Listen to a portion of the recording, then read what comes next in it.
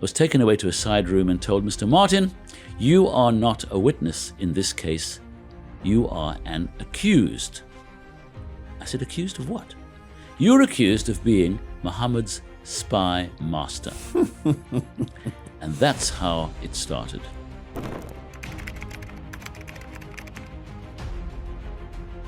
He pointed the gun towards me and lifted it up and started to pull the trigger. Oh my God. Mock execution. A mock execution.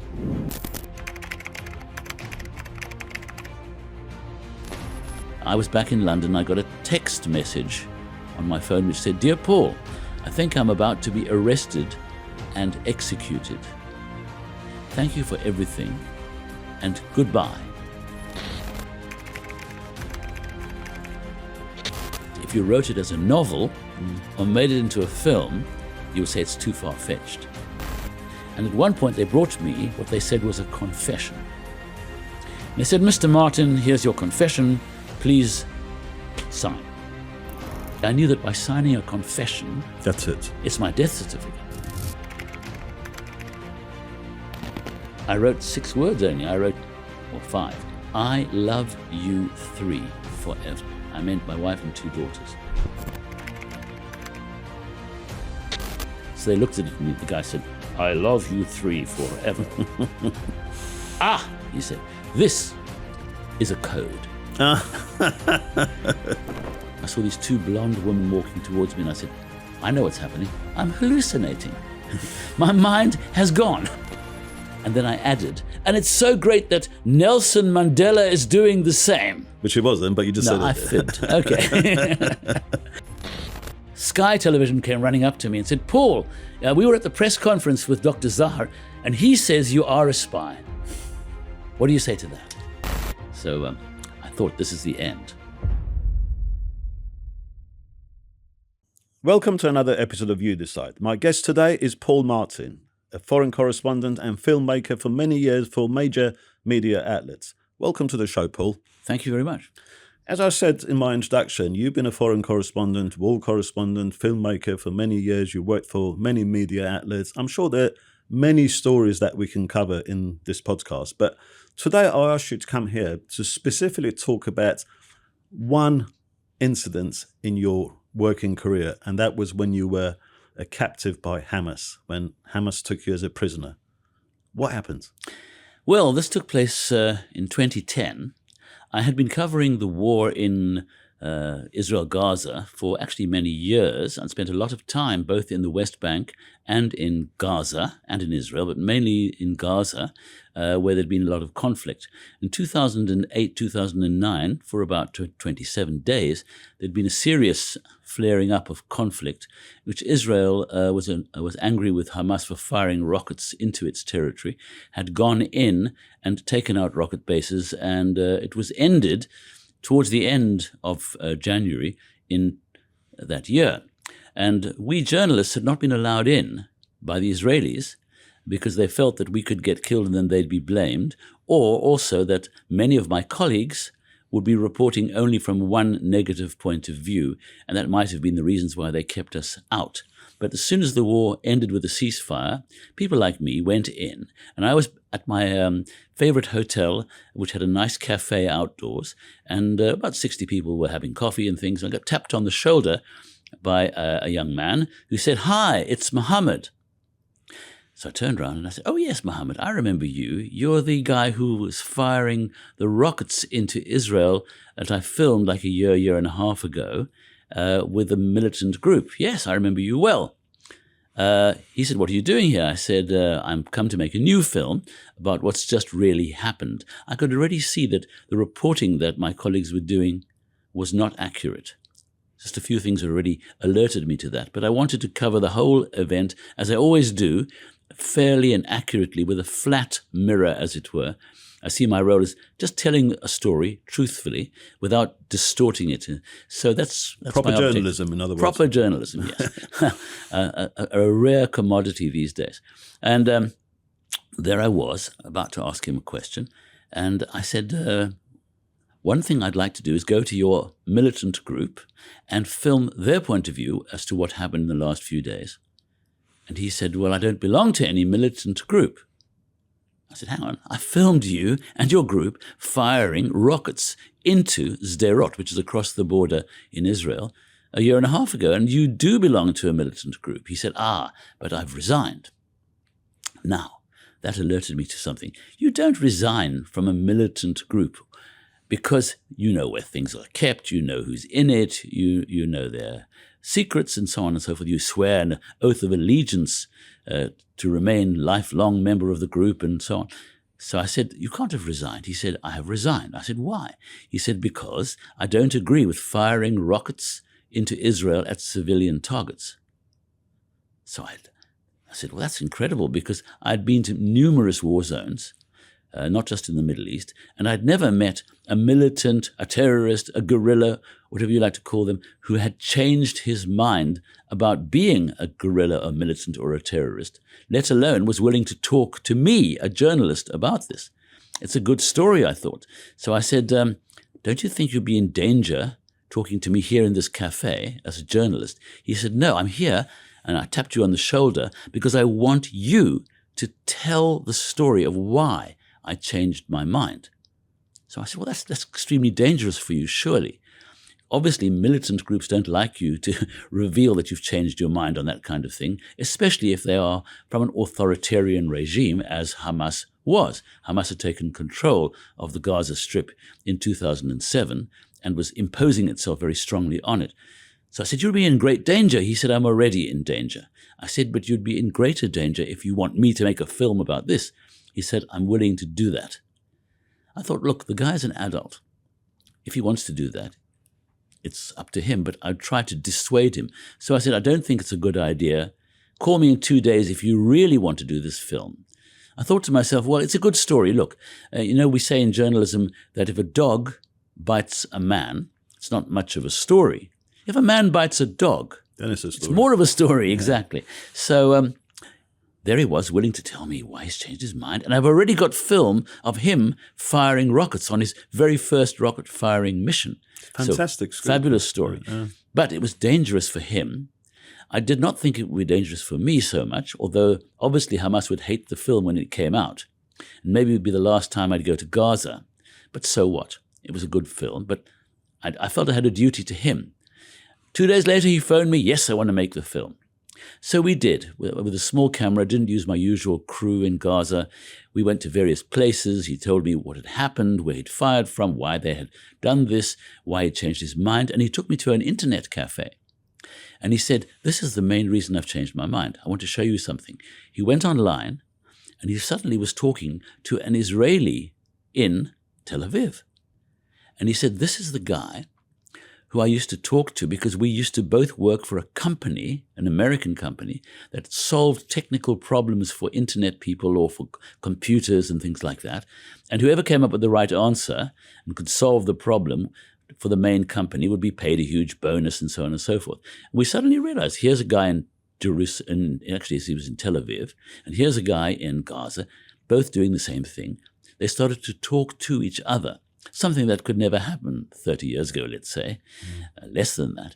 And they started to talk to each other. And they started to realize that they're both human beings. They started to exchange what they were doing in the day. What Muhammad never told Dan, the Israeli, was that he was firing rockets into Israel. But other than that, they spoke about their family, their ideas.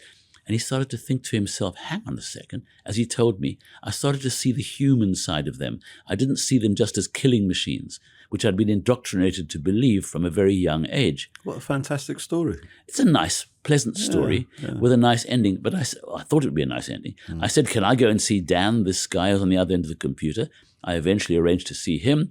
He told me his end of the story, which matched up perfectly. I thought, okay, nice story. But what's going to happen to Muhammad? So Muhammad, as I started filming him, said, I'm getting into more and more trouble from Hamas. They were interrogating him, why he left the group and so on. He said, I think I'd better get out of here. So he tried to go through the Israeli border. There was no way the Israelis would let him in because they obviously knew he had been firing rockets. He tried to go through the tunnels into Egypt. He took me to the tunnels, and we were going to film him leaving, going into Egypt and escaping, as it were, which was a good idea. And from my point of view, And from my point of view, actually very beneficial, because I realized I couldn't ever broadcast this film while he was in Gaza, because that film itself would endanger him further. The fact that he was talking to me, the fact that he was criticizing Hamas's tactics and policies. And so I could only film this, I could only show the film when he was outside and not in danger anymore. So I thought, great, let him go through the tunnels, as he's going to do, and then I can broadcast the film. However, the tunnel owners said, we want $1,000 for him to cross this tunnel. Who were the tunnel owners? Well, were they part of Hamas? Yes, well, yes and no. The tunnels were a kind of commercial exercise to some people who would dig them at their own cost, using child labor and so on and so forth. And eventually they would smuggle lots of goods back and forward, including Kalashnikovs, guns, rocket parts, and so on. And they would be paid for all this by the authorities in Gaza and by commercial dealers who wanted to sell cigarettes and all that kind of stuff. So he would make a fortune out of his tunnels, the commercial guys. And then Hamas had its own separate tunnels, much better organized and with railway lines and proper communications, phone lines and so on. That I wasn't able to go into. I actually went into some of these smaller tunnels. Quite an unnerving experience. But anyway, he was there at the tunnel entrance and they said, $1,000. He said, I don't have $1,000. I thought to myself, well, I've got a couple of $1,000 in my wallet because you had to carry cash everywhere. I could give them $1,000. Then I said, no, this is actually beyond the realm of journalism. Then I am actually aiding and abetting somebody to escape from Gaza. That is not my role. My role is to reflect what's going on. So much as it would have benefited me to give him $1,000, I would have made much more than that with the film. I decided not to give him the money. Difficult decision. He couldn't, therefore, go through the tunnels. He told me that he'll go back into Gaza and try and find another way. Eventually, to cut a long story short, I was back in London. I got a text message on my phone which said, Dear Paul, I think I'm about to be arrested and executed. Thank you for everything, and goodbye, Mo. That was Mohammed. Mohammed, yes. Well, I was pretty shocked. On the other hand, I knew there was a danger this could happen. And he'd already told me previously that if anyone is caught actually talking, for example, to an Israeli, let's say they knew that would be death instantly. And a lot of collaborators or people alleged to be collaborators had been shot and killed in the street without any kind of trial. However, Mohammed went missing for 60 days, and his sister eventually found him in a prison. He'd been tortured and beaten and so on. And they were going to put him on trial in a military court. They have proper military courts in Gaza because Gaza was kind of a mini state run by Hamas.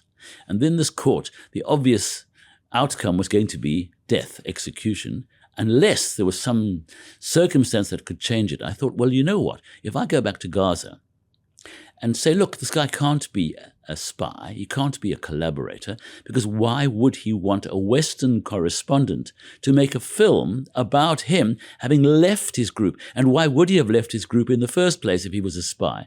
So surely he's just a dissident. Now, I know you consider dissidents to be wrong and immoral, and you need to punish him, but can't you give him something lesser than execution, like say 10 years or something? So I thought maybe I could save this guy's life. I must say that it did cross my mind as a journalist that actually I should not intervene. It was his own risk, and now he was going to be executed. Of course, horribly to say, once he's executed, I can run the film.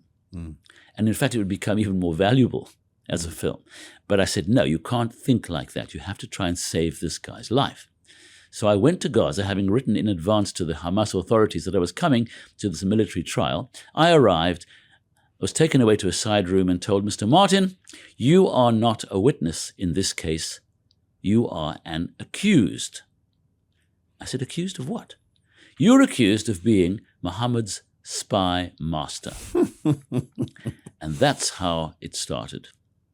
So you went there to save Mohammed, and you got accused of being a spy, and they captured you and put you in prison. Yes. Tell me about that. Yes. Well, the very first few hours were very terrifying because besides handcuffing me, taking me to a back room, luckily there was a person from Human Rights Watch with me. He'd come to try to observe this military trial because they knew about 30 or so other prisoners who'd been executed, and they wanted to know what's going on. They came with me. Luckily, he left, and he went back to Jerusalem, where he was based. At the time, who were you working for, Paul? I was making a film which was going to hopefully be shown on the BBC, but I also had other channels that were interested. I am a freelancer, an independent. So did the BBC know what's happened to you? Well, the BBC had the first part of that film already in their studios. They were considering how to commission it, how to make it work. It hadn't been quite finished yet, obviously, but it was basically there. But they weren't hiring me per se. I was my own independent boss. So when I went into this prison, having been handcuffed, they took me to a back room, and the guy from Human Rights Watch had gone. And I thought, what's going to happen next? The guy came into the room with a Kalashnikov, started putting bullets into the magazine of the Kalashnikov. I'm thinking, what are they going to do? I had my hands handcuffed behind my back. He pointed the gun towards me, lifted it up, and started to pull the trigger. Oh, my God. Mock execution. A mock execution. Yeah. At the time... what goes through your mind at the time like that? Well, I would like to say that my whole life flashed before me. I saw my family, my friends, and all that kind of stuff. That my ups and downs. All I was thinking was, when's the bang? That was going through my mind. When's the bang? And he started to tighten the trigger, and then he held it like that for what seemed like a very long time. Maybe it was only 30 seconds. It just seemed like a long time. Then he pointed the gun into the sky, or upwards, laughed, and smashed the barrel of the gun onto my knee, which was broken, eventually was repaired. But I was perfectly happy to have my knee broken because the alternative was a lot worse. That was my first evening of my days of captivity. These terrorist groups, they seem to have a fascination with knees, don't they? I mean, the IRA used to kneecap people, and they seem to like to go for knee as well. They like sort of like inflicting some long-lasting injury on their victims, don't they? Well, I wasn't even thinking about the comparison with the IRA. You were happy, yeah. You were happy that it was your knee and not your life. Exactly. So then what happened then? Well, the next morning, to my surprise, the British consul, who had been based in East Jerusalem, which is the part occupied largely by Palestinians, although under control of Israel, that's where they based their second consulate, had come down and met me in the prison. They took me to the prison chief's office. And to my surprise, they offered me a list of names of lawyers. He said, well, you're entitled to a lawyer. Now, we don't recommend any particular lawyer, but you can choose amongst this list. And I said, well, I don't know any of them. But there was one, they said, this one over here has offered to look after you, to be your lawyer for free. Now, I thought to myself, you know what? There could be two reasons. One is he doesn't like what Hamas has done to me, and he's got some moral reason why he wants to look after me, as it were, to be my lawyer. Or he's a Hamas plant, and he wants to find more information out. Well, since I wasn't a spy, I thought, what have I got to lose? It could be one or the other, but it doesn't matter. So I said, I'll have that man. Tell him we'll pay him his normal fee. My wife will pay in England and so on. And that man became my lawyer. It turned out to be a very good move, I'll tell you later. The second thing that happened, the British consul said to me, I've brought you a chess set, a tracksuit, and a couple of other things from London, or rather that your wife has requested. She now knows that you're in prison. And she asked us to give you this. That'll be £162.50. I said, excuse me? They wanted to charge you. I'm a prisoner. You're going to charge me for this? He said, that's the rule. I said, well, I don't have any wallet. I mean, they've taken my wallet. He said to the prison chief, can I have his wallet? Yes. He went to the I suppose his safe, brought out my wallet. They took £100. That's all I had on me because I was only going there for one day to give this evidence. And he said, you can give us the rest of the money, said the British consul, if you get out. And he left. I never saw him again until I eventually was released. So when I tell that story, people say, that's awful that the British government should treat you like this. But anyway, at that point... The first duty of every government is to protect its own citizens.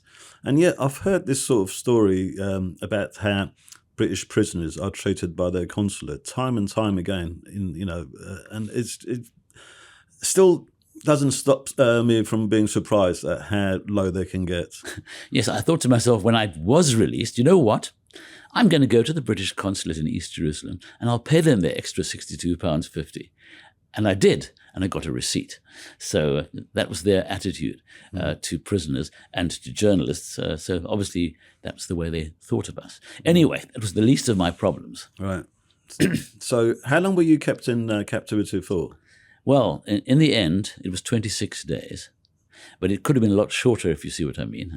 But 26 days you were in solitary, weren't you? Most of the time. There was one short period where I wasn't, which I'll tell you about.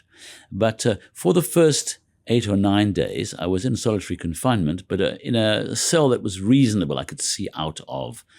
They would feed me twice a day. Didn't have a toilet. That was a big advantage, by the way, because it allowed me to get taken out of my cell. Where you feel a tremendous amount of pressure when you're in solitary like that. And they took me out to the toilet of the next cell, which contained 2 Fatah men who had been accused of collaboration.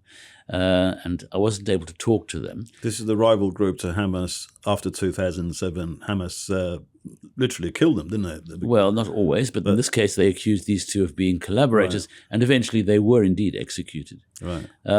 But it was some sort of contact for you. They also took me to another cell for variation, as it were, for the toilet. And there again, I had 10 minutes, and I could talk to other prisoners who were often ex-Hamas people who'd been accused of something or other.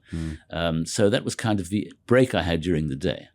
Next cell to me was a group from Al-Qaeda, or people who wanted to be from Al-Qaeda, who'd had a kind of rebellion against Hamas in the southern city of Rafah. There'd been 28 of them killed, or I think, and 8 captured. These were the 8 that were captured. They were the cell next to me, and they were allowed out during lunchtime to have lunch just in the yard. There was obviously barbed wire all around, and I heard them speaking in Arabic. I could understand some Arabic, although I didn't tell my captors that. And they were saying, "Who's this guy in the cell next to us?" And they said, "Oh, he's a spy. Is he a Israeli spy or British? It doesn't matter. If we kill him, and then they execute us, we'll go to heaven." They were discussing. So I thought to myself, "Oh my God, my cell door is not locked." They didn't need to lock it because I couldn't go anywhere. And if they break into my cell, and there are 8 of them and 1 of me, I'm going to lose out. So I used to take a leg of a table that was there and hold it in my arms while they were having lunch. In case they broke in, I had this ludicrous idea that I'd kill a couple of them before they killed me. It didn't happen. They never broke into the cell.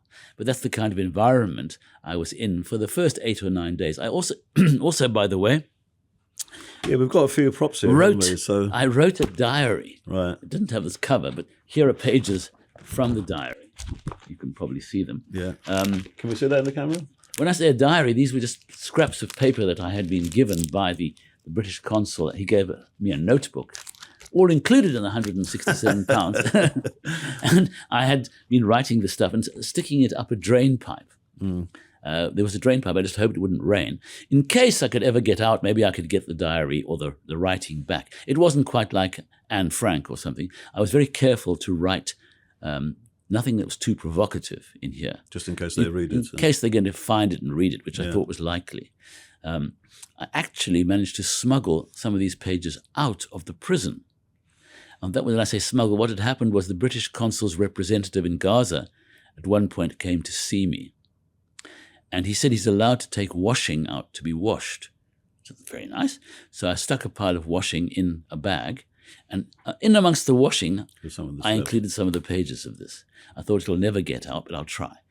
And then I could see through the bars he was being kind of searched as he left the prison. And I thought, oh no, they'll find it. But guess what? He did manage to smuggle it out. He didn't send it to the washing place without checking it. And he found the paper. Some of that's in here. So that's a pretty neat. So that's why I've got some of the stuff. That's a record of like what you went through. Well, some of it in a way. Do you ever go through them? Do you ever read them? Is no, something that you've never looked back on? You know what? To my embarrassment, I've never read fully what I wrote, but because I knew that what I wrote there was already in my mind anyway. But secondly, it was very carefully written. I think it'd be quite worth using if I ever make a full film about what happened. Sure. I really should. Yeah. Because those 26 days, if you wrote it as a novel or made it into a film, you would say it's too far-fetched. So many things happened in those 26 days, some of which I'm telling you now, that you couldn't believe it. Well, something that must have happened was interrogations. Yeah. You were obviously interrogated. Tell me about those interrogations. Yes. I was interrogated almost every day by a team, 3 interrogators who had files on me and everything, because I'd been going back and forward to Gaza. What I hadn't realized, they'd been observing, and they probably observed all journalists, and they had downloaded quite a lot of stuff from my computer and from my camera and all sorts of things. Obviously, I was leaving them overnight in a place we were editing, and I had no idea they'd been taking this stuff, and they were going through it. And they came up with quite a few interesting, good questions that they could only have discovered by looking at my laptop. But they were asking rather, in some cases, rather foolish questions. Like they saw a photograph of my daughter, who they said, she's got a parachute on. That means that she's been trained by Israeli special forces. So I said, well, if you look behind you, you'll see a very flat mountain. That's called Table Mountain. It's in Cape Town, South Africa, where we were last summer. And she was doing a bungee jump, or whatever you call it. You jump off the side of a mountain. And the reason she's got a helmet on, and there's another guy with a helmet on, is because she's no good at it. It was her first attempt. And he's going there to guide her. She's not working for any Israeli special forces. So silly things like that they would come up with. But they did also ask, well, why was there... we looked on Mohammed's computer, and there's coordinates that you've given him to go and investigate. These were coordinates, surely, of Hamas people that Israel was trying to kill. I said, actually, if you look closely at where those are, one is where my cameraman's his nephew and his brother, were bombed by the Israelis during a conflict. They were on the rooftop playing football, and I demanded from the Israelis to tell me their version of why they dropped a bomb on that building. They could have mistaken them for gunmen or whatever, but I wanted to hear their excuse. So I got Mohammed, who'd been helping me for those few months before he got locked up, to go to that spot and use the coordinates and to give me the coordinates, because the Israelis said they're not going to give me any answers until they tell me exactly, until I tell them exactly where this incident allegedly took place. And the second one was of a doctor whose flat had been hit by Israeli missiles or rockets from a tank during a battle. And again, I wanted to get their version of what exactly happened on that particular moment. So I got these 2 coordinates and sent them to the Israelis. I never got a response from the Israelis, by the way, because, I'm critical of all sides in a war, and I want to reflect what's really happening.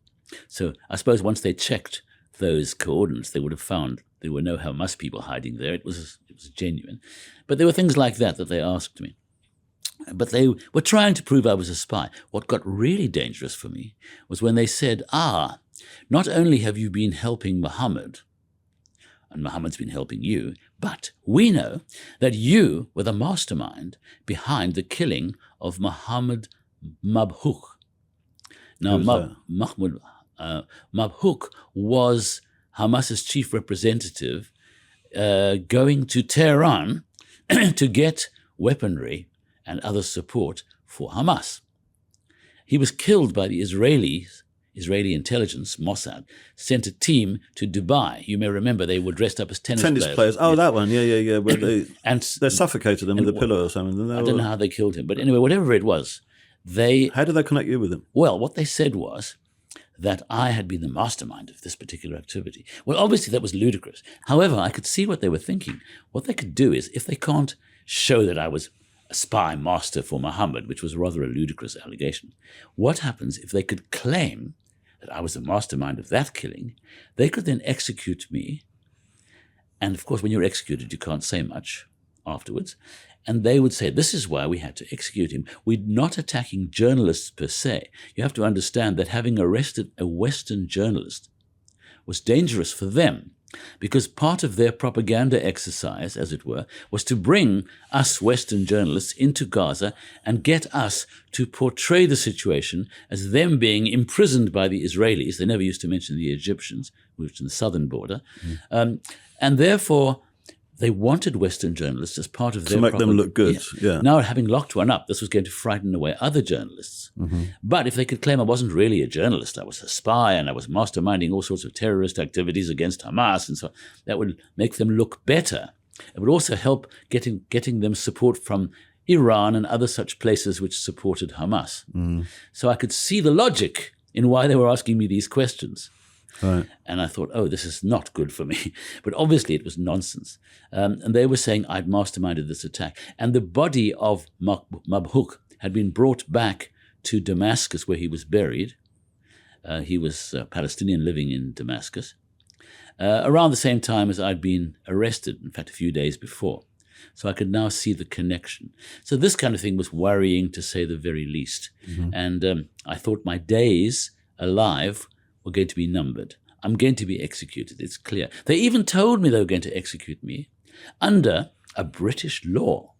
Why? Because the British Mandate of Palestine, which ended in 1947, actually included emergency legislation which allowed spies to be executed, etc. And they said they'd incorporated those laws into the Palestinian law which they could apply. So this was poetic justice, that a Western correspondent, British, should be executed. So I thought, this is the end. At that point, I was thinking to myself, what can I do? I mean, how many days into the captivity is this, roughly? Do you remember? After about 8 or 9 days. 8 or 9 days. That's when I stopped basically writing these. This diary was pretty pointless, I thought, because even if these pages ever get found, well, they're only going to be found by Hamas, and they'll destroy them or whatever. So why continue writing them? That's when the diary stopped, as it were, the notes that I stuck up the drain pipe. They stopped, although some had been smuggled out. No point in writing anymore. So that was when I had to accept I'm going to die. So I thought, look, I've achieved what I can achieve in the world. I've got a wonderful family. I was regretting I'm going to miss them. I'm not going to see it. They're going to miss me. They're going to be pretty shocked. I hope this is not going to have too much of an impact on them, but I'm going to die. You were resigned to it. Yes. Yeah. Can I do anything in the meantime? I thought, you should try to do something decent in the rest of your life. Now, what can I do in a prison cell? I thought, well, I can engage with the prison guards. One of the guards was a very nice guy, seemed very nice. We started chatting in my broken Arabic, and he was telling me how he didn't like being there. He was compelled, once he'd become a guard there, to stay in this service of this interrogation squad. He was sick of hearing torture nearby, hearing people being tortured. He'd like to leave. He couldn't because... You must have heard people crying from under torture as well, no? Well, in my first cell, which I'm telling you about, I was far enough away from the real center of gravity, so to speak, where torture, I believed, was taking place. Later on, as I'm coming to, I did hear torture taking place very close to me. And I was wondering, am I the next one? Because what I didn't know right from the beginning was, what are the rules of engagement, as it were? Am I going to be held here and either executed or not, or are they going to torture me? And at one point, they brought me what they said was a confession. And they said, Mr. Martin, here's your confession. Please sign. It was in Arabic, firstly. And secondly, I knew that by signing a confession, that's it. It's my death certificate. Because they could then turn around and say, that's why we executed him. He confessed to this, this, this, this, and this. Now, maybe people wouldn't have believed it, but it would have been enough for them to have an excuse to execute me. Here is his confession.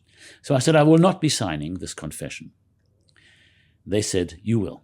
At which point, I was thinking, well, I'm in for a hiding either way. If I don't sign it, they can torture me into signing it. I probably would sign it after a lot of torture. But I decided to brazen it out. So I said, look, nobody's going to believe this document. I'm not signing it. I said, you will. Because, you see, Mr. Martin, we're going to contact your wife, because they had my phone number and everything, and we're going to offer her to come to Gaza to see you because you've had an accident and you're in one of our hospitals. And when she comes, we will lock her up. And then we will put her in the cell opposite yours. And when you hear her screaming, then you will sign. We'll bring you back this document, and then you will sign it. So wouldn't you like to save us all that trouble by just signing it now? Nice offer? So I said my wife would not dream of coming to Gaza. Actually, I was worried straight from then on that she might be foolish enough to be desperate enough to come, thinking that she could do something to help her husband, and then they would do this. So that was what was worrying me from then on. Was not my own death. It was whether they were going to bring my wife into this whole thing. And that really did trouble me a lot. So that was... but you gambled on that, saying she'll never come down. She'll never come, and I won't sign this thing. Yeah. Of course, they could still execute me, but it would be less dangerous than it was already. I thought I was going to die. Anyway, on day 15, they suddenly brought me in an ambulance to somewhere. Oh, I forgot to mention that after my knee was smashed by the gun, 2 or 3 days later, it was really swelling up. They took me to hospital, to the Shifa Hospital in Gaza, with a van that was dressed up as an ambulance. But it was not an ambulance. It was a military vehicle once you got inside. For transferring Hamas. And it was for transferring fighters or Hamas people from place to place. And if the Israelis saw it from their drones or whatever, it's an ambulance, they would leave it alone, in which case they get their people where they need to get them. Or the Israelis knew it was being used as a transport of soldiers, and they bombed it. Then they would bring people like me, Western journalists, to the site and say, look, they bombed an ambulance, these beasts. So either way they win. So I was in one of these vehicles. It took me to a hospital. I might just tell you, when I got there, I was rather pleased to be having a day out, as it were. It was my little day out. And they took me to the X-ray room with a gunman on each shoulder. And I went to the by the way, I went straight past the queue of people outside the X-ray room. I recommend this if you want to get some immediate treatment. Have a couple of gunmen on either side of you. Anyway. No waiting list for you. No waiting list. Straight into the X-ray room. And the doctor, to his credit, said to the 2 gunmen, you 2 can leave now. I don't have gunmen in my X-ray room. They said, we are here to guard the prisoner. And who do you think won the argument? The gunman? Of course, the guys with the gun have a more persuasive power, shall we say. So they stayed. Anyway, that was the first time I was in one of these false ambulances. But on day 15, I was in another one of these false ambulances, taken where I didn't know where. And then I recognized the place we were being taken to had been a place I had reported from a couple of years before, when Hamas and Fatah, the 2 groups that were rivals, would fight each other, and they would take people to be executed at this place. And I knew about it. So when we drove in through these gates, I thought, that's it. I pulled out a little piece of paper from my pocket. Oh, by the way, they'd taken away everything by that point, but I'd smuggled a couple of pieces of paper into my pocket and a pen. Other than that, everything had gone. And I started writing a note to my family, because I thought, once they've shot me, they'll probably take the body back to England, the spy's body back to England, and maybe they'll find this stuff in my jacket. Do you remember what you wrote? Yes. I wrote 6 words only. Or 5. I love you 3 forever. I meant my wife and 2 daughters. I was going to continue writing, and then I saw the 2 gunmen started looking at me. I shoved the thing in my pocket, and then I thought, oh, you idiot. There's going to be so much blood over here in your chest when they shoot you. They won't even be able to find this letter. Why didn't you put it in your back pocket? That's what I was thinking. The things that go through your mind in situations like that. Anyway, they stopped the vehicle. They pulled me out the vehicle. I'm looking, where's this firing squad? There wasn't one. So far, so good. Then they started dragging me up into a building, up some stairs. Oh, I said, I know what they're going to do. They're going to push me off the top of the building. It's a cleaner way to get rid of this guy, and they can claim I fell, I tripped, or I flung myself over the edge in remorse for what I'd done, or some kind of excuse. That's the punishment for homosexuals over there, actually, isn't it? They would do this actually during the Fatah and Hamas clashes. Really? They would take people to the tall tower buildings and push them off the 15th floor. This was only the 7th floor. Got to the 7th floor, I thought, right, they started opening a door. I actually started thinking to myself, you know what? I'm not going to die of dementia or cancer or anything. It's going to be quick. Open the door. I'm not on the edge of the building. I'm in a room. There's a room. It looked a bit dark, but I could see there was a guy there with a uniform in front, black uniform, Hamas. On the left was another guy, black uniform from Hamas, who I recognized as the prosecutor who 15 days before had said, you are not a witness, you are an accused. The same guy. And on my right, I saw this lawyer who I'd hired, who'd been there for 2 sessions of interrogation and then been banned. I said, what's going on? He said, they say you've confessed. I said, I confessed to nothing. I didn't do anything. He said, good. So then the judge says, this is a hearing to extend your detention order. Was the judge speaking in English? Or? No, in Arabic. It was translated by my lawyer. Right. I said, that's fantastic. Because having my detention order extended was better than being pushed off the edge of a building. So I said, that's good. And they said, actually, we can extend your detention indefinitely. I said, that's even better. Anyway, they said, okay, we're extending your detention order. Have you got anything to say? I said, yes.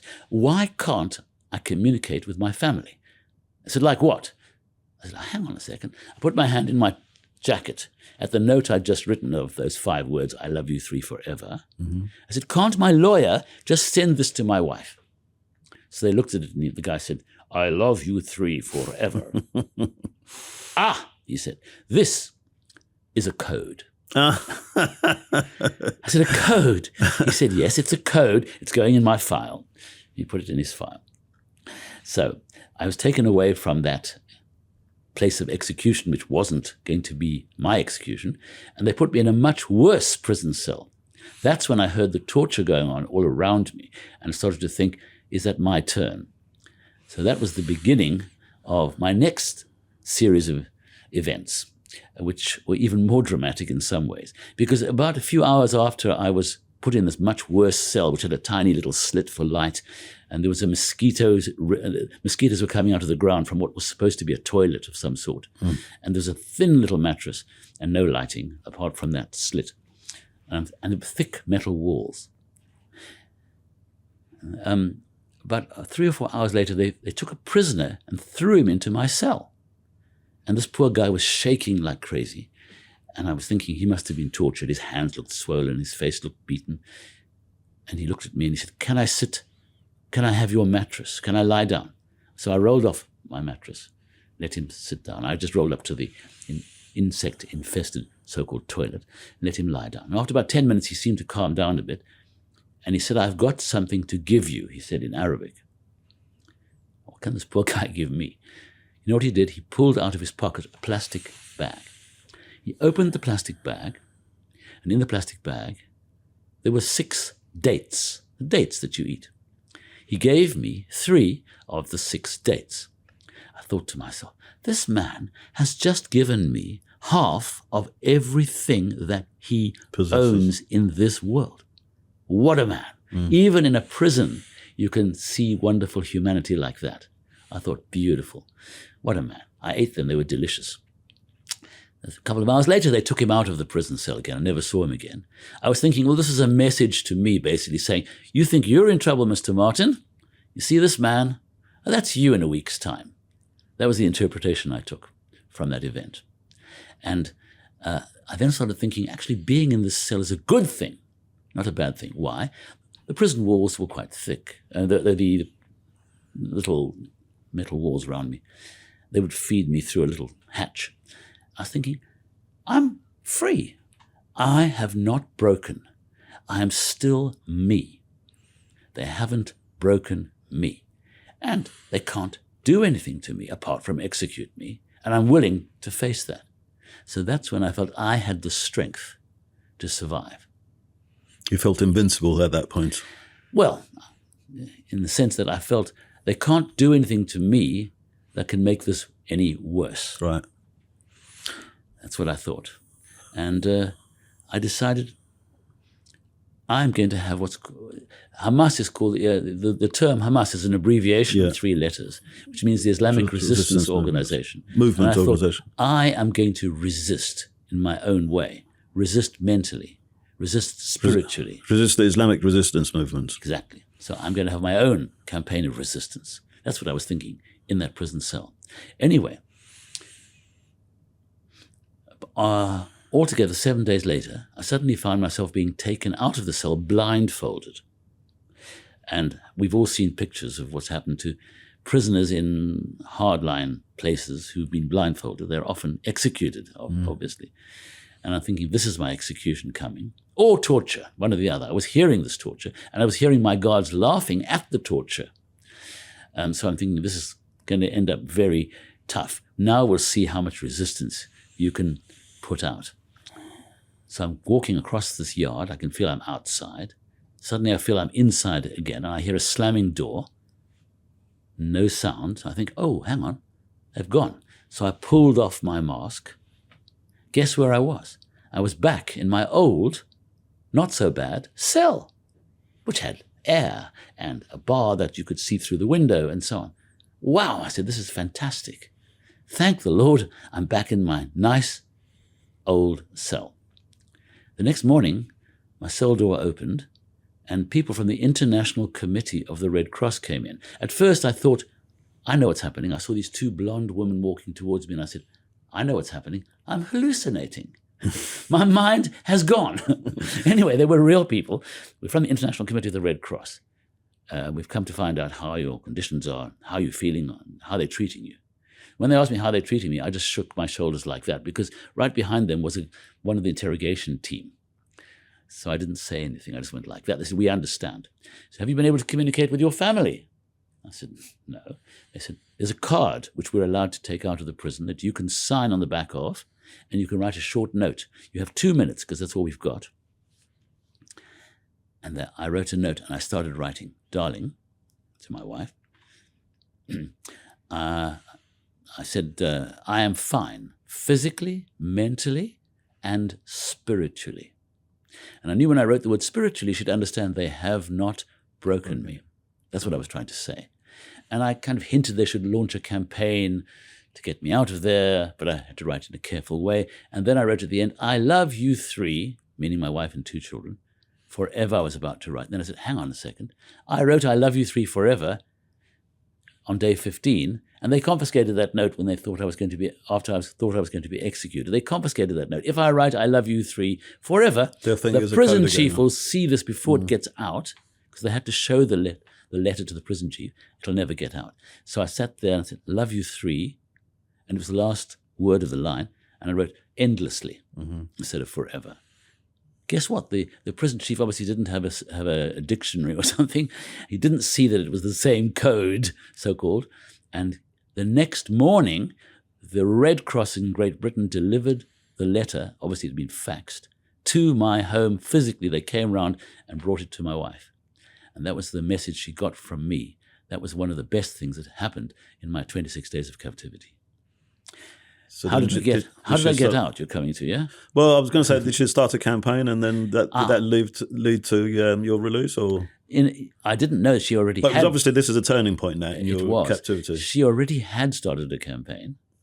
And to my surprise, on day 22, I was taken into a room in the prison, and there was the chief advisor to the prime minister of Hamas, Ismail Haniyeh, who was the prime minister, the leading member of Hamas at that point. Who was killed in Iran. He was killed in Iran, yes, much later, only last year. Yeah. Anyway, he was the chief advisor to the prime minister. I knew him well. I knew all the members of the senior cadres of Hamas because I'd been reporting there for years, on and off. And he said, Paul, I've come to talk to you. The prime minister wants to hear your side of the story.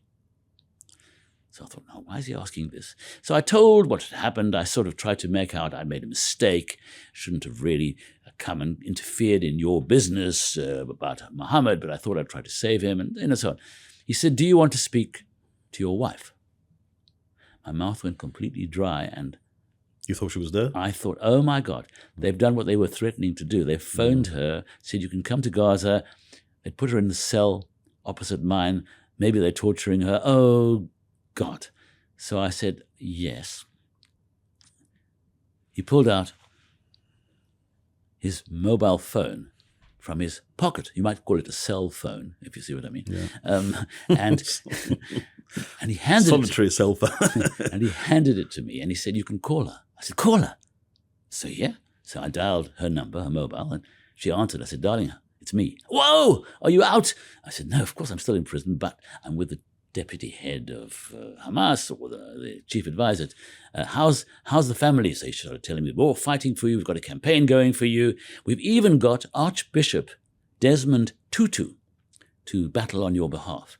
Now, Archbishop Tutu was a Nobel Peace Prize winner for his activities against apartheid in South Africa. And in my years in South Africa, where I was born, by the way, and brought up, and later on had gone back to, I was very much against apartheid and had worked with him in fighting apartheid. So now I'm thinking, that's great. He is a person who's been to Gaza and was very anti-Israel. He compared South Africa, Israel, apartheid, etc. So Hamas wouldn't want to upset him because they regarded him as a friend. Well, they regarded him as a friend, and also the more anti-Israel support I could get, the better. I would have had Ahmadinejad if I could have got him. So I said, oh, that's great that Archbishop Desmond Tutu is fighting on my behalf. I wanted the Hamas guy to hear me say that. Yeah. And then I added, and it's so great that Nelson Mandela is doing the same. Which he wasn't, but you just said it. I fibbed. Okay. So when I said that, Mr. Ahmed, who was the deputy to, the chief advisor to the prime minister, said, can I speak to your wife? I said, it's your phone. I gave him the phone. So his name is Ahmed Yusuf. He said, it's Ahmed Yusuf here. Can I help you, Mrs. Martin? She said, are you releasing my husband? Which was a good question. And he said, well, we're having a meeting tomorrow with the military and we're making our decision tomorrow. I'll let you know the result. Put the phone down. So I thought, hang on a second. We're going to make a decision tomorrow only. That's encouraging. On the other hand, I'm thinking to myself, the military are going to win this battle. Because they're going to say, look, we can't just leave him here. We can't release him. It'll look like a huge climb down. Let's execute him and hand back his body, claim he was part of this plot to kill Mabhuk and so on and so forth. So that would have been a much better outcome for them. So I didn't expect it's going to change, but I thought there's a glimmer of hope. He said to me, Paul, as we were walking out the office, he says, Paul, because he called me Paul, what would you say if we were to release you? So I'm thinking, what is he trying to say here? Is he sort of hinting that they might release me? So I said, I would say nothing. He said, you'd say nothing. Why would you say nothing? I said, well, I know it would not be good for me. Ah, he said, I'm glad you understood that, Paul, because, you're very fortunate that you're in the hands of a moderate organization like ourselves. Yeah, they all have like a moderate wing, these extremist organizations, don't they? Well, I was actually technically held by interior security or internal security, which was part of their military operations, interrogation squads, etc. Actually founded by Mr. Sinwar. The moderates. Later, I must say Sinwar was still an Israeli prison at that point. Anyway, so they said, you're very fortunate if you're in the hands of a moderate organization like ourselves. However, our security services are in contact with a large number of security services in the region who do tend to take a more aggressive view on things. And we know where you live. We know where your family are. We know where your daughter goes to university. We know your other daughter operates as a medical student and doctor. I said, yes, I understand all that. So that's exactly why you could be sure that I would say nothing about your prisons if I were released. He said, good, I will convey that to the Prime Minister. And off he went. I'm thinking, well, there's a glimmer of hope, but I don't think there's much hope. Next morning, nothing changed. Next afternoon, nothing changed. The next day, they arrived with another one of these military vehicles. It was just an ambulance dressed up as a military vehicle. They took me to the same spot where I had asked 24 days before to give evidence for Muhammad. And they took me to the same trial room. Alongside me was a prisoner who had been accused of some crime. They sentenced him to death. Then it came to my case. I thought, okay, now they're going to do a quick trial. They're going to say, okay, he's a spy. Half an hour later, they execute you. I saw my lawyer over there, and he said, "This is an interrogation. This is a hearing to extend my client's detention order. And in fact, I'm asking for bail for my client." Bail? I thought that sounds like an excellent idea. Bail, going to release me into some hotel or something. And the prosecutor who had had me arrested 24 days before had said, "Why should we give bail to a spy?" And the judge, who was obviously from the same organization, said, "Quite right, case denied. Next case." So that was my little trial. But I was at least relieved they weren't actually going to sentence me to death at that point. It was just a hearing. then my lawyer said, "Can I speak to my client?" And they said, "Yes, go to the next room." Now, it was the first time I had a one-to-one chance to talk to a lawyer. And this lawyer said to me, "Well, we tried." I said, "Don't worry, but there wasn't any point in asking for bail. They're going to execute me." He said, "No, they've had a meeting yesterday of the military and the Hamas leaders, and you're going to be released." I said, "I don't believe that. It doesn't make any logical sense." And they've done this before where they pretended they're going to release you and they didn't. It happened a couple of times, psychological kind of pressure. He said, 10:30 tomorrow, the British are going to come take you out. And as he said that, the judge came walking out, so he disappeared. And I thought, okay, this is another trick. You're not even going to think about this. Next morning, got to 10 o'clock in my cell. They'd come at the middle of the night, actually, to try and ask me why I'd been in Gaza during the war, which I hadn't. I just told them, "I'm going to sleep and don't talk nonsense." And I lay down and slept. So they obviously must have realized something was going to happen the next day, that they wanted to get a quick confession of some sort. So anyway, the next morning at 10 o'clock, nothing happened. 10:15, nothing happened. I said, "Stop looking at your watch, you idiot." It's just part of their psychological pressure. 10:30 came, nothing. 10:45, nothing. "Stop looking at your watch. You're going to be executed, let's face it." 11 o'clock, the door opens. The head of the prison is there. He says, "Paul, you go England." Close the door. I thought, is this part of the trick, part of the psychological pressure? Don't believe it. 5 minutes later, he opened the door again. He said, "Paul, you go London." Close the door. I'm thinking, okay, maybe this is real. 5 minutes later, they open the door again. There's these prison guards who've now got me a new tracksuit, razors, toothbrush, all sorts of things that I hadn't had for 26 days. Comb. You hadn't shaved in the No. 26 days? No, not at all. They said, "Paul, you shave." I thought, oh, they want me to shave. They're going to release me. Now they're going to make out I was having a lovely holiday by the Mediterranean, So I need to look good. I said, "I don't need to shave." They said, "No, you shave." Okay, I'm thinking, this is great. I had to shave. I dug the stuff out from the stuff I'd written, the drain pipe. The drain pipe, yes. And I stuffed it in my jacket. And they took me to another cell. They came back and took me to another place. And there were these interrogators there who gave me back everything. They even gave me back this. You know what this is? This is a battery charger. Yeah, in fact, we just found that today because there was some Arabic writing on there, Yes. and we were wondering what that was. And that actually says this is a battery charger. Yeah. And there is my number, 693. 693. You got it upside down. Oh, just sorry. a minute. Yeah. That's So that's what they've written. I was prisoner number 693. Prison 693, and they've written there in Arabic, this is a battery charger. And they stuck that kind of thing on my camera and everything. I didn't have much with me. And they gave me back everything except my SIM cards. And they took me in another one of these vehicles. This was a proper military vehicle. Took me in front of the house belonging to Dr. Mahmoud Zahar, who was the Eminence Grise, the most important leader of Hamas at the beginning. He'd helped to launch Hamas. And he was their foreign minister. There was a crowd of people outside. They were all pushing and shoving, trying to film me. They were cameramen and all sorts of things. I was stuck in the back of this vehicle with a gunman on either side, waited for an hour and a half in the heat, while he gave a press conference, Dr. Zahar, which I didn't know that was going on. And at the end of the press conference, somebody jumped into the vehicle who looked like a very smart-looking gentleman, obviously working for Dr. Zahar, and he pulled open the curtain. There was a curtain between where the prisoner, me, was, and the front seat. And he said, "We're taking you to the border." I said, "That's good."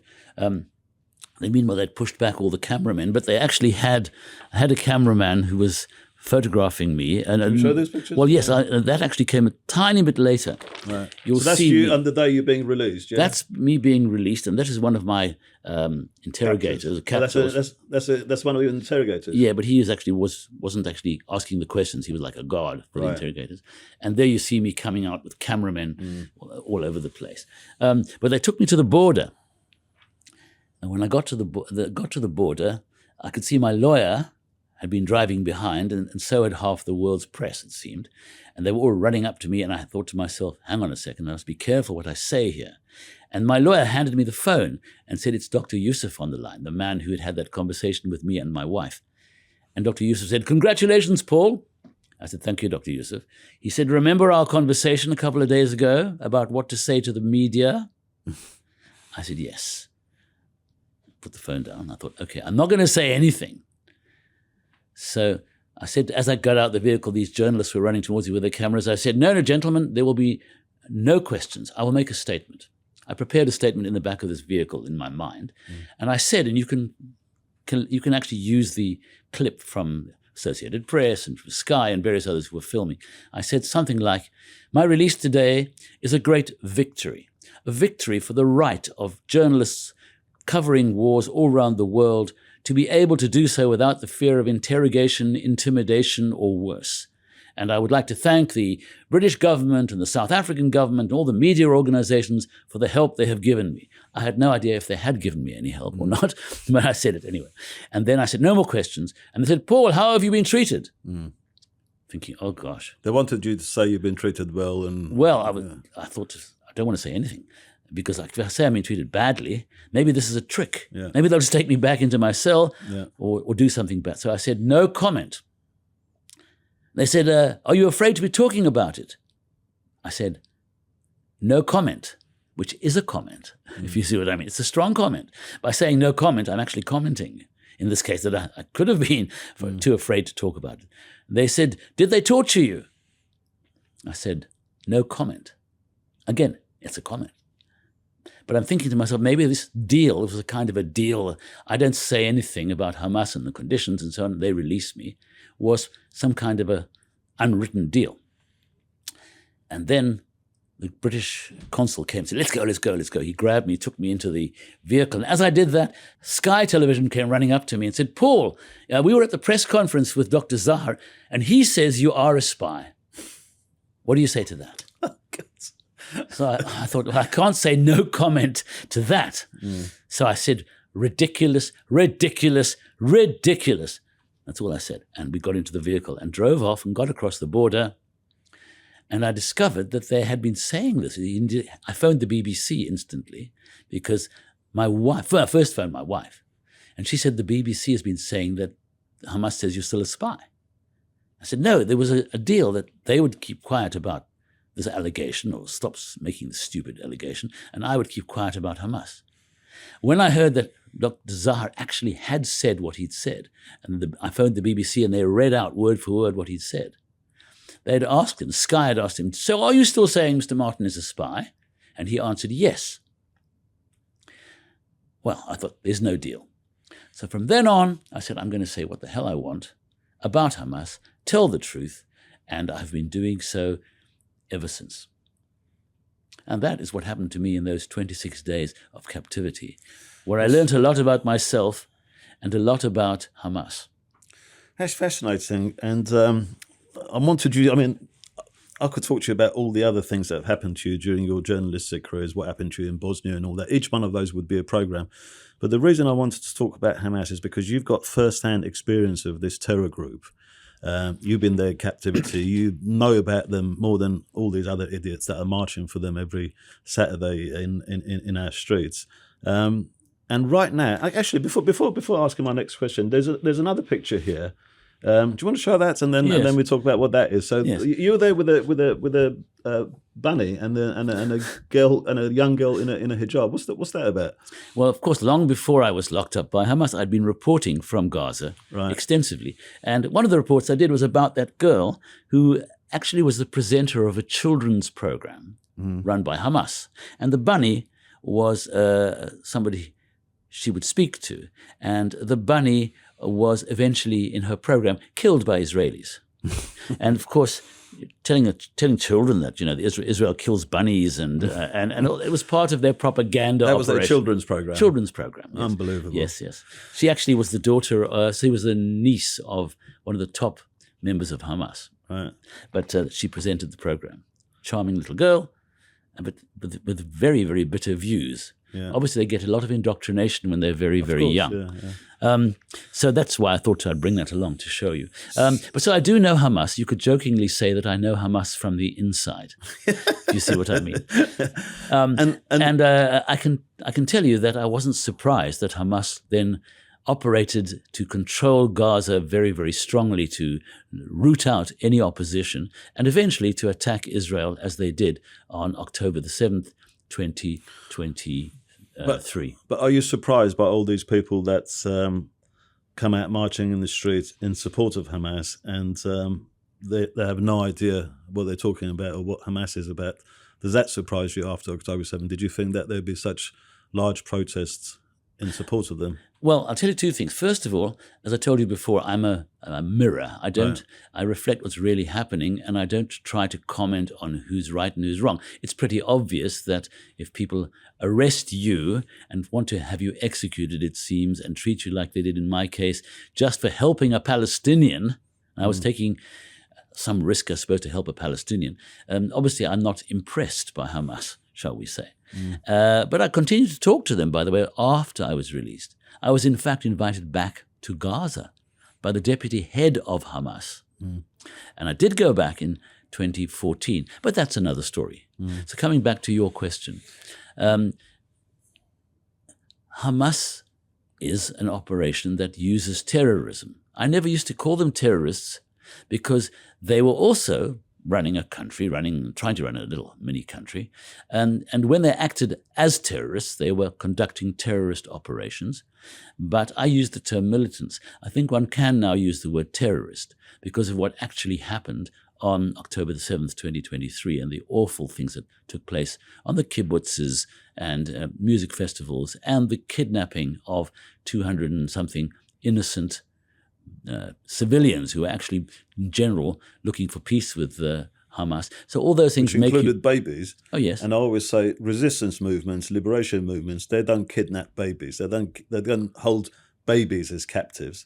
And now we have this bizarre case of this firm of lawyers, I think they're called Riverway Law solicitors, who are being instructed by Hamas to de-prescribe the organization. What do you think of that?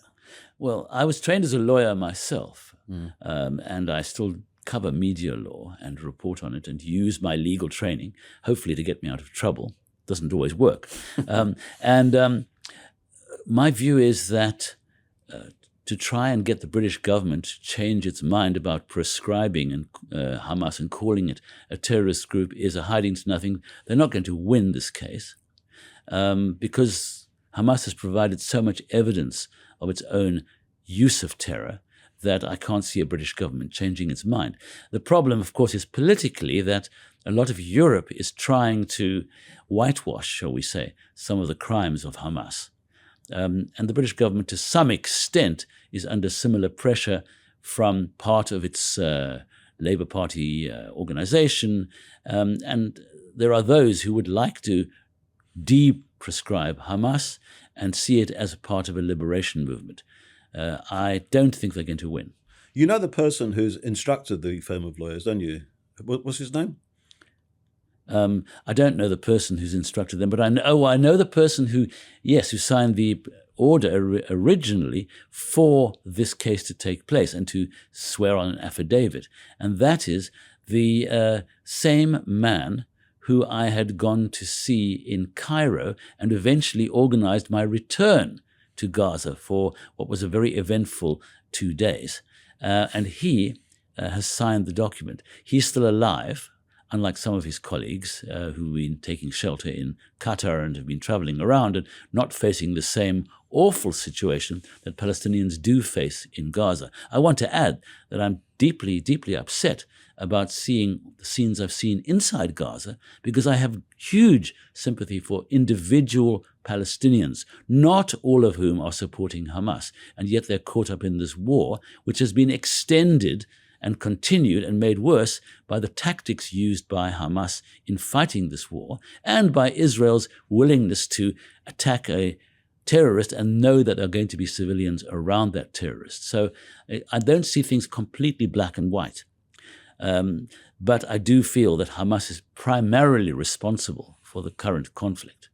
But all they have to do is just release the hostages, isn't it? Well, I'm not sure it's quite as simple as that, but certainly Hamas should have been pressurized much earlier on by Western nations to get the hostages released. They're innocent hostages. And they could have done so by making very serious threats against those who support Hamas, like Qatar, the state of Qatar, which has given billions to Hamas. It's been diverted into using it for tunnels and for rocket making and so on, and to consolidate their control, and possibly Turkey and certainly Iran. So if much more pressure had been exerted much earlier on, I believe Hamas, knowing that it still needs that support, would have probably handed back the hostages, or almost all of them. And that would have made it much easier to create a kind of situation where the war would have ended. But Hamas is actually enjoying this support for it, and it's sort of like encouraging it to continue its tactics, isn't it? Well, yes, because the West did not take this action, and because Qatar continued to play the role of mediator, even though they were not necessary, that role could have been played by Egypt, for example, they've managed to keep the West from attacking them and looking too deeply into how they got the money to Hamas and so on. So if they had released all the hostages much earlier on and been forced to do so by their former backers, I think Hamas would have taken a less aggressive line and would not have been continuing the war, and would probably by now have largely been neutralized. Paul, it's been fascinating talking to you, but unfortunately we're running out of time. But we started the story with Mohammed, and I thought like maybe it'd be appropriate at the end of this podcast to ask you, what happened to Mohammed? Well, it's a very good question. Mohammed, of course, remained locked up. He was never in my cell. It turned out, much later, I discovered that he had been brought to my secret prison from a more general prison. He'd initially been offered, by the way, by the justice minister who had come to the prisons, he'd offered the so-called collaborators, including him, that if they wanted to cleanse their name, instead of being executed as collaborators, they could don suicide belts and go and blow themselves up at a particular point against the Israelis, and they would then be treated as heroes and their past would be washed away. They had declined. But he'd been brought to my prison when they said to him, look, we've got your spy master, or the guy we're accusing of being your spy master, in prison. If you come to the prison and in front of our interrogators state that he was your spy master, your life might be saved, his will, of course, be forfeited, and you might survive. And apparently he had at least initially agreed to this and been brought to my prison.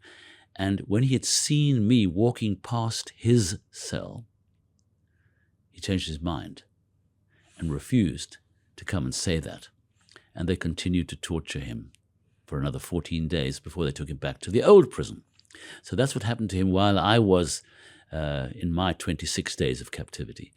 But obviously, as soon as I was released, I felt I should now definitely try and get Mohammed freed if I could, or at least not executed. I launched a big campaign. I went back to Archbishop Desmond Tutu, who wrote another letter complaining about Mohammed being innocent, obviously, since Paul Martin was innocent. He would come to Gaza, he said, and bring him back. He's coming to Gaza. He never actually got there in the end for a variety of reasons. So he actually gave me some support. The British parliamentary delegation that had come to Gaza during my captivity, not for purposes of seeing me, but just to be there, had also asked for my release, and I asked for some support from them, and we made a kind of campaign. Eventually, Mohammed was brought to his final trial, the final part of the trial, and the guy next to him was sentenced to death, and then his final verdict was delivered, and they said, Mohammed Abu Mu'allaq, you have been accused of espionage, and this court has found you not guilty. Not guilty. It was the first time anyone accused of this sort of thing had been found not guilty. His father, who was in the, I suppose, spectators' gallery, leapt up and shouted, Allahu Akbar, Allah is great. And he was released 3 days later. I spoke to him then by Skype, and I was with his brother who was living in Germany at the time. And Mohammed said he's now afraid they're going to kill him somehow in the street. He'll just accidentally die and being run over or something like that. He suffered for a long time. Nobody would employ him. He stayed in Gaza. He wasn't able to get a passport to get out. And eventually I got a call from him a year or so ago saying he's managed to get out of Gaza. He's in another country I won't mention, and he's now, in a sense, free.